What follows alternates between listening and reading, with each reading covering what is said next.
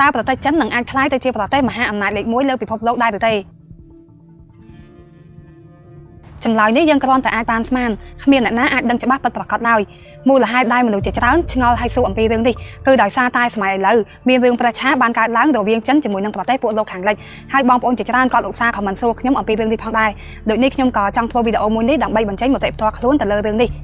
วิดีโอนี้ใครขยมมันอาจจะยัยบานจับแต่งอันนึงเตบอมปนเตยแต่ดังจำนวนประเทศจนในขนมประเทศจันคือมีจานเชียงอัมเมริกบนแต่ปรามดองโดยนี้อนาคต GDP ผลิตภัณฑ์ซึ่งส่งสารบต่อประเทศจันเวียนหนังการล้างจานเชียงอัมเมริกอย่างหายหน้ากว่าปีดองได้นี่มันเป็นเรื่องจำลายอยู่ไว้เตะโรคการปีรอบปอนชนามนกรอนตายเศรษฐกิจระบบประเทศจันแต่เองเวียประหารสมาร์นมาภัยปรามเพร้อยในเศรษฐกิจขนมวิปิภพโลกอย่างมูล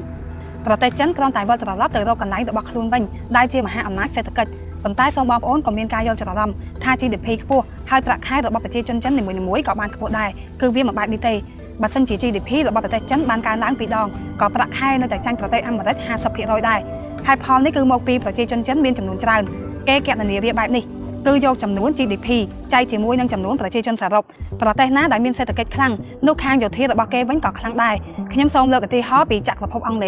บรรตัวปี2เกรียมโลกเลิกที่ปีบานบรรจับเนี่ยได้มีเศรษฐกิจทมจิงเกคืออเมริกมันเป็นจีอังเลเตยกาปีชนะมวยป้อนประมูล150ประมวยประเทศอังเลจังเตยประได้ประเทศเอซิปบานรับเอายกประได้ซูเอสเพื่อที่สมบัติบารอดเอซิปเป็นลูกบานเพื่อเอาประเทศอังเลครั้งเติมอังเลจังเลิกยกจนทอดจำบังเติมเวียปนใต้กรอนแต่อเมริกในใจท่ามันไอเวียเตยเป็นลูกอังเลก็มันเฮียนบาสันจีอังเลเฮียนเวียลูกอเมริกหนึ่งลูกบานบำโน้ตบาอังเลเจ้าแต่งอให้มันไออังเลใจลอยเตยบาสันอเมริกทั่วแบบนี้ลูกเศรษฐกิจระบบอังเลหนึ่งแคลไปเรียนลูกให้ประวัติตู้เก็บบานเสียใจท่าจากกับพบอังเลคือบานบรรจับจากปีไปเรียนในเตยให้พอท้องได้อเมริกห้ามอังเลมันไอเวียเอซิปลูกได้ซาตายอเมริกจังประมูลดงปวกประเทศอาหรับแต่งอ้อไอดวงได้คดีจมวยอเมริกดับใบประชังสหภาพโซเวียตโดยนี่โดยบางปอนบานเคยให้ประเทศได้มีเศรษฐกิจทมจิงเกลูกคางอยู่ที่ระบบเกกับคลังเป็นนี้บางปอนโซธาเจ้าบัตรสัญชีประเทศจันคลายเจียประเทศมหาอำนาจเศรษฐกิจทมจิงเกตาอยู่ที่ระบบจันคลังจิงเกให้หนังทมจิงเกได้หรือเตยขนมไปเรียอะไรนี่จันคือเมียนกองโต๊ะทมจิงเกโดยบัตรไทยได้มีจำนวน7ใบเรียนตัวนี่คือจานเชียงอเมริกอเมริกคือเมียนมวยจุดใบเรียนตัวในขนมดับชนะเติมมาภัยชนะนี่จันคัดค้อมอภิวัตข้างอุปกรณ์อยู่ที่เอาตุ่มเนิบหลังใบดาวไอต้นประเทศพวกโลกห่างเลยให้จันจัดเฟอร์ตอนให้ขนมทรงเลิกที่ห่ออัมพีกาผลัดเนเวียดักจนห่อจำบังประเทศอเมริกมีจำนวนดับมวยเครื่องให้ประปอนดับบาเวียดำนาการบ้านได้ปลาประทามปนในเคลียนี่มีในท่ามันปลาสั่งมันปลาทมอยกหมดเฟอร์ทามปนเตกาผลัดเนเวียดักจนห่อจำบังได้ปลาประทามปนในเคลียคือมีนแต่ปีประเทศเตได้มีนคืออเมริกนังบารังปนใต้บารังคือมีนใต้มวยเครื่องปนนอกบางปอนกาปลาประทามปนในเคลียนี่ไอปลาประบานต่อโหแต่ด้าน50 ชั่วเวียเหมือนโดยจะสังเตประเทศอเมริกบ้านผลัดเนเวียดักจนห่อจำบังได้ปลาประทามปนในเคลียบ้านสำรัดตั้งปีชนะมวยป้อนประมูล160 มุกเลยบาจันรอทั้งไงนี่ก็คัดค้อมจังผลัดได้ปนใต้เธอเหมือนด้วยมีนปอนหรือมีนคลาเกบ้านจอกทรายท่าอาจดอชนะปีปอน30 รำจันหนังอาเธอด้วยปนใต้นี่ก็มันประกอบได้ประเทศอเมริกคัดค้อมและปัจจัยวิเชียมวยนี่มันเอาประเทศน้าด้วยบ้านระยะไป60 ชั่วโมงขยมซอมเด็กที่ฮอตีปีในขนมประเทศในมวยบ้าประเทศน้าจังเอาในอยู่ที่ระบบคนไอครั้งนู่คือตะไลแต่ครั้งคางอยู่ที่ตบอากาศเติมไอประโยชน์เนี่ยคางโก๊บ้านหลังยี่สิบนี่จีให้พ่อได้อเมริกพอเลิกจนพ่อจับบังดอจำนวนตีปรำได้5 ท่า F30 รำหนัง F มาภัยปีอเมริกคัดค้อมพอเลิกระยะไปดับชนะเติมดับรำชนะเติมไอสำหรับโจกใจบ้านF มาภัยปีครั้งจิงเก้ไปจับบังมวยตัวหนึ่งมวยบ่าว F30 รำครั้งจิงเก้ไปจับบังจิกลมบ่าวเมียนประเทศน้าจังจับบังจิงมวย F30 รำคือมันชนะเตยได้ซาแต่ให้พ่อมวยนี่กาปีจำนวนมนไปจับบังขี้ยนทอดจับบังแต่งออสหการจิมวยขี้มันเซอร์ละอเตยมันเงยหนังอาใจหนังเล็กตัวหนังไหนจิมวยขี้บ้านปนใต้สำหรับยนทอดจำบัง F30 รำคือใจหนุ่มเล็กตัวหนึ่งไหนจิมวยขี้บ้านอย่างฉับหรอฮะเปรียบเทียบโดยยนทอดจำบังจำนวนมนโดยจีตูรศัพท์โนเกียจำนายถ่าย F30 รำคือจีตูรศัพท์ไอโฟนเวียชนาจิงมนเลื่อนจิงมนสหายจิงมนส่งใบแต่ราด้าก่อดอกเวียเหมือนเคยได้ยนทอดจำบังจำนวนตีปรำนี่จันดังรถซีก่อเมียนมาระบบคนไอทองได้ระบบจันฮาวทาเจมาไพ่บาร์รถซีฮาวทา SU 50 ปีจันผลัดบ้าน60 เครื่องบาร์รถซีผลัดบ้านใต้หมวยเครื่องเอาเกมมือจีกลมรูใต้ปนนอกรถซีเนี่ยยัยทาดอชน้ำปีปอนมาไพ่ปรำใบเติมรถซีจับดำผลัดจานเครื่องตามมาเตะระบบขย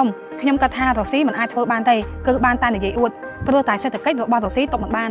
จำนายไออเมริกบันผลัด F30 รำบ้านเลิกประมูลโดยเครื่องไฮบ่าว F มาไพ่ปี7 ปีโดยเครื่อง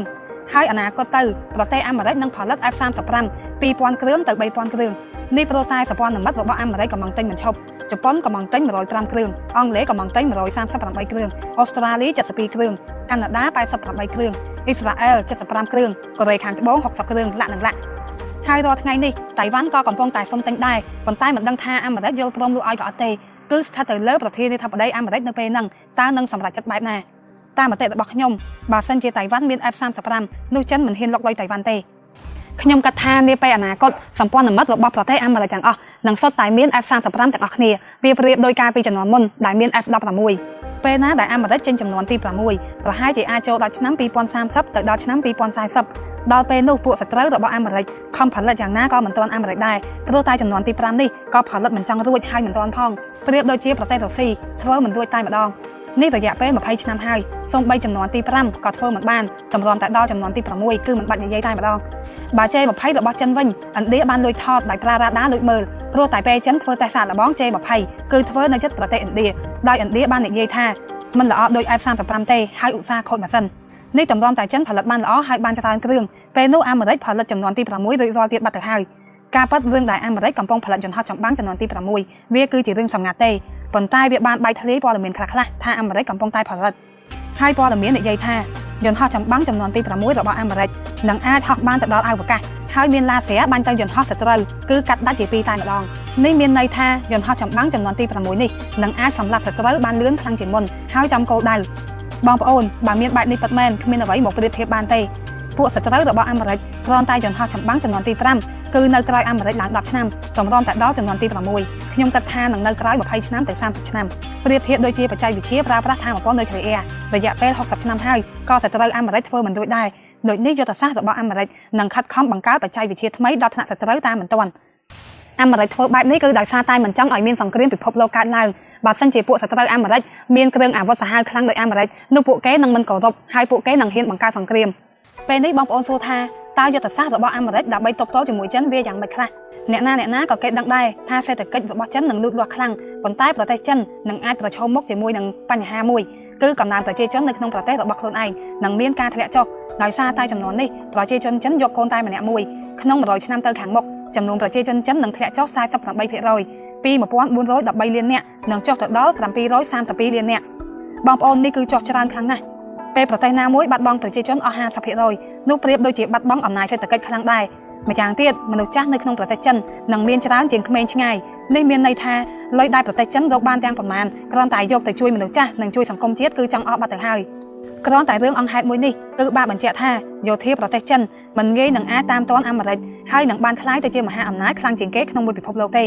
េបងប្អូនប្រហែលជាមិនដឹងទេថានៅក្នុងប្រទេសចិនប្រជាជនជាច្រើនចង់ 1000 លាននាក់ធ្វើការខ្លាំងដូចទេសកលមួយថ្ងៃចង់12ម៉ោងហើយធ្វើចង់ពេញមួយខែគ្មានថ្ងៃសម្រាកគ្មានអ្នកណាមានទឹកចិត្តចង់យកកូនច្រើនទេព្រោះតែមិនមានលទ្ធភាពនិងពេលវេលាចិញ្ចឹមកូន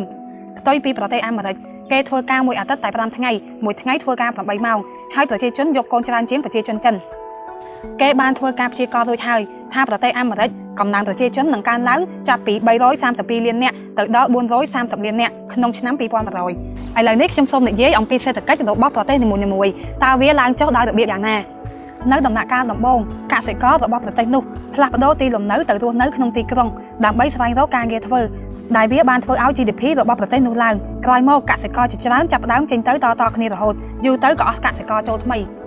ពេលនោះ GDP មិនងាយនឹងឡើងបន្ថែមទៀតទេខ្ញុំសូមលើកឧទាហរណ៍ពីប្រទេសមួយដែលជោគជ័យជាងគេនៅក្នុងតំបន់អាស៊ីនោះគឺប្រទេសជប៉ុននៅឆ្នាំ1970ទៅ80មួយពិភពលោកមានការភ្ញាក់ផ្អើលឃើញជប៉ុនឡើងខ្លាំងរហូតដល់ឆ្នាំ1990ព័ត៌មានក៏បានចុះផ្សាយថាសេដ្ឋកិច្ចជប៉ុននឹងធំជាងសេដ្ឋកិច្ចអាមេរិកប៉ុន្តែមិនបានប្រមាណឆ្នាំក្រោយសេដ្ឋកិច្ចរបស់ជប៉ុនក៏បាននៅនឹងវាមិនងាយនឹងឡើងលឿនទៀតទេព្រោះតែអស់កសិករថ្មីចូលមកទៀតហើយចំនួនប្រជាជនជប៉ុនវិញចាប់ផ្ដើមចុះតាំងពី128លាននាក់ចុះមកដល់126លាននាក់វាមិនបានកើនឡើងលឿនដូចមុនទេ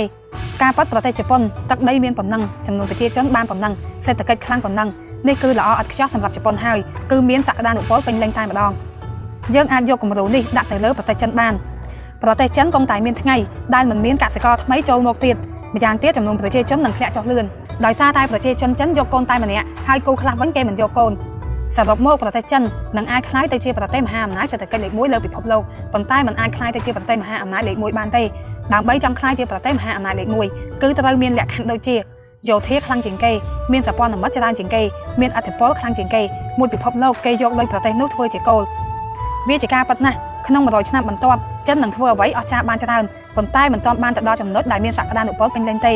មិនថាប្រទេសអាមេរិកឬក៏ចិនដែលคล้ายទៅជាប្រទេសមហាអំណាចលេខ1លើពិភពលោកខ្ញុំគ្រាន់តែសង្ឃឹមថាมันមានសង្គ្រាមរវាងប្រទេសទាំងពីរកើតឡើងបើសិនជាចិនហើយនិងអាមេរិកមានសង្គ្រាមកើតឡើងពិតមែននោះក្នុងមួយពិភពលោកយើងនឹងជួបរឿងធ្ងន់ធ្ងរសូមអរគុណ